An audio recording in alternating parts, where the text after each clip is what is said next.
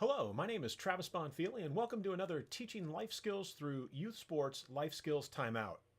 This week in Life Skills Timeout number 5, we're going to talk about how we can communicate to our team that you should never give up and that you should compete until the very, very end, because it's not over until it's over.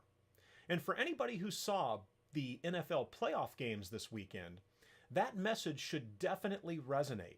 Because as we saw on Sunday, the games were definitely not over until they were over. So we were snowed out 2 weeks ago, which was why there was no life skills update. And this weekend, we actually had back-to-back games.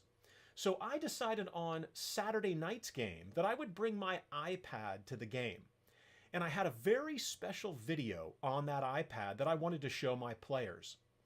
Now, it was ironic that it was this game that I chose to bring the iPad to, and that we were talking about never giving up and competing till the very end, and that it's not over until it's over. Because at the end of the first quarter, we were down 10-2, and at halftime, we were down 10-4. So here's the video that I showed my players. Now, this is from the 1972 Olympics. And for those of you not familiar with the 1972 Olympics, they were held in Munich, Germany. And this is all about a gentleman by the name of Dave Wottle. And you'll notice that Wottle is actually wearing a golf cap. He had to petition, and there's Dave Wottle right there. He had to petition the U.S. Olympic Committee to allow him to wear that hat during the Olympic races. So here's what I did. On my iPad, I had downloaded this video, and I went ahead and I let the video start.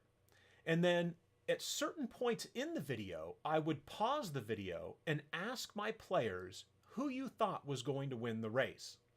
And as you can see here, Wottle gets out to a very slow start. And I stopped it right around here, and I asked my players, who do you think is going to win? The majority of the players chose runners at the front of the pack, and here's Wottle bringing up the rear.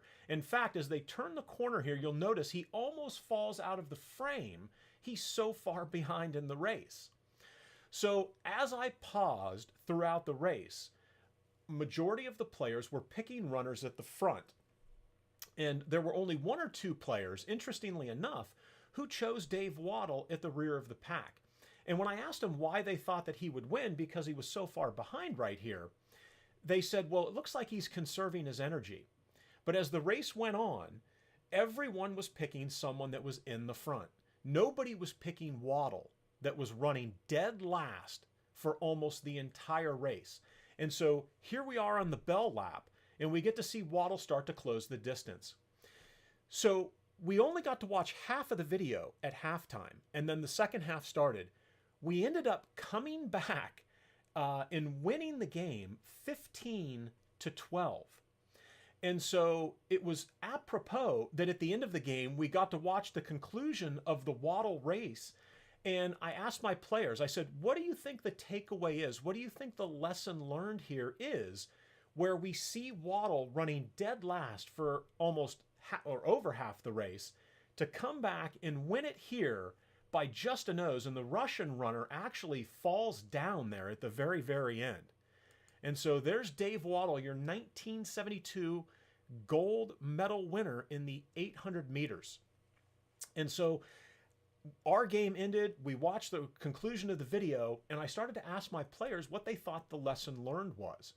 And there was some confusion because I think that they may have thought that I just wanted them to pick who was going to win the race. And so as soon as I said, do you think that he gave up when he was running dead last? I mean, because he could have stopped and said, there's no way I'm going to catch these guys that are up in the front. And so we talked about that. We talked about never giving up. And it was beautiful because we could apply it to that game that we had just played, where we were down by a pretty big margin and then came back, fought our way back into the game, and ended up winning the game.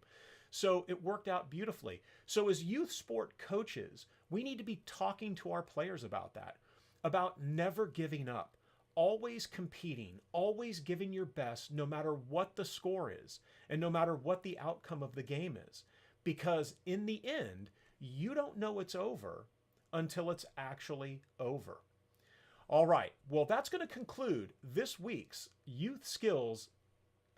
this week's Youth Sports Life Skills Timeout number 5 on how we as youth sport coaches can talk to our players about never giving up, competing until the very end, and that it's not over until it's over. All right. Have a great week, and thanks for watching.